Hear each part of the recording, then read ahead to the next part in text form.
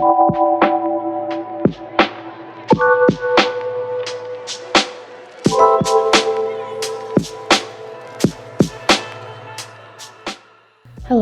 so this is another sketchbook session style video.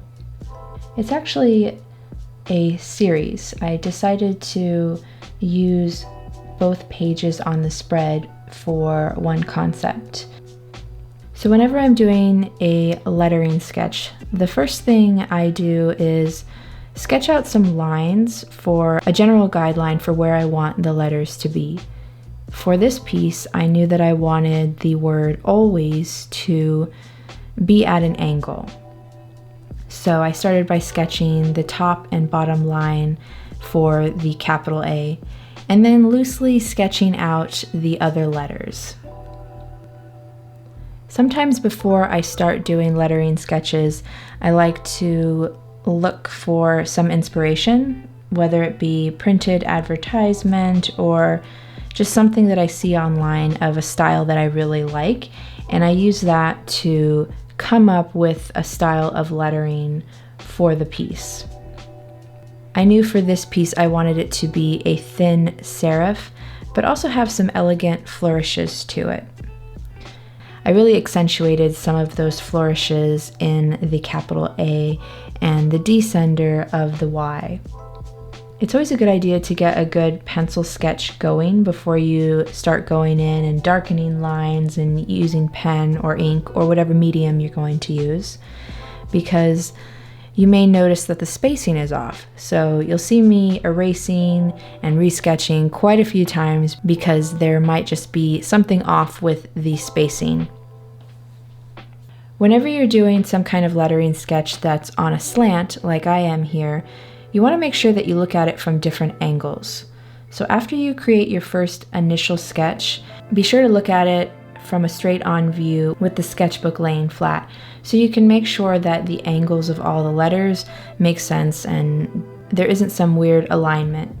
Once you feel pretty good about your initial sketch, then you're going to want to go in and go over it a little bit darker just to really fine tune some of those edges and flourishes. And then once you're in a good place with the pencil drawing, it's time to go in with a pen or marker.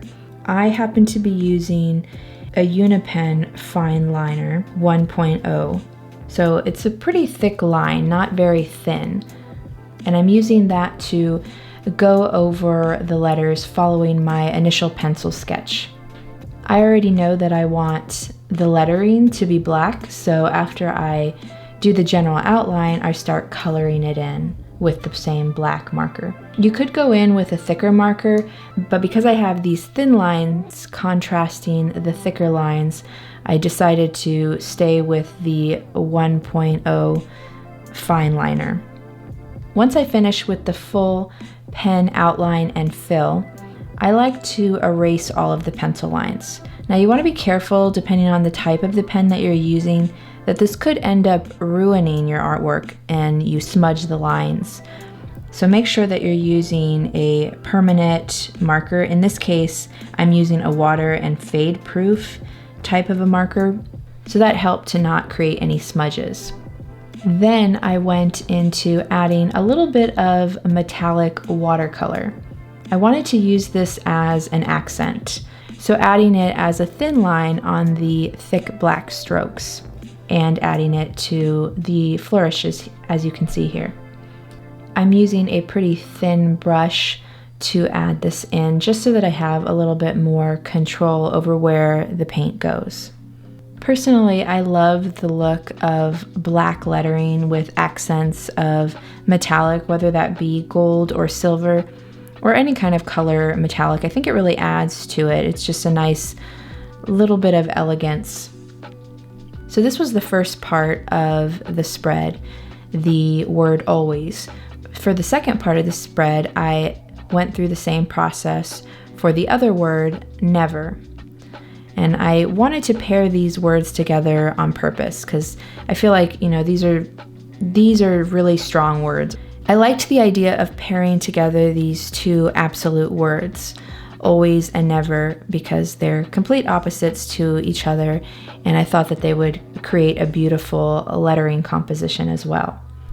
So I started to do the same process for never by sketching out the top and bottom line for the capital N, and I also wanted this to be at an angle as well, to follow along with the natural layout I already created when I sketched out always.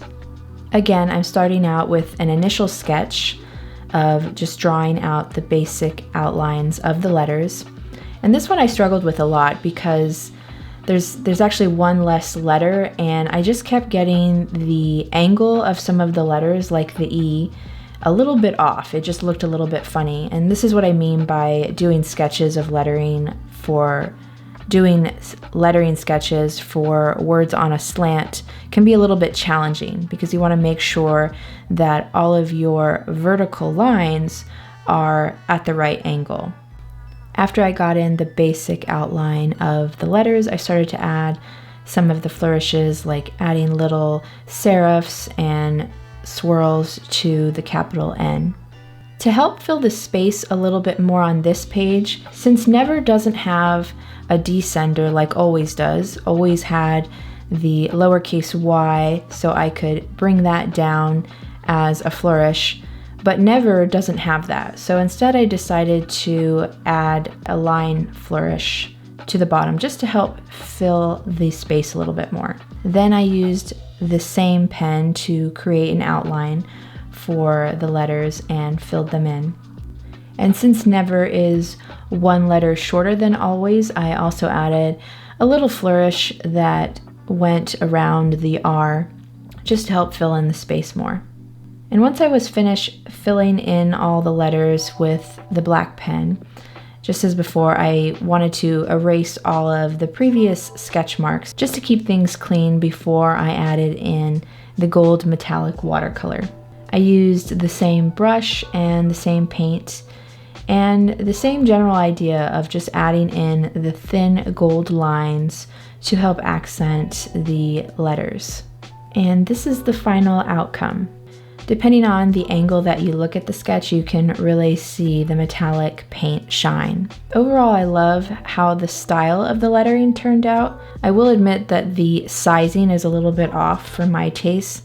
Like, I liked the general size that I used for the word always, but never ended up turning out a little bit larger than I wanted it to. But overall, I really loved how the lettering concept turned out.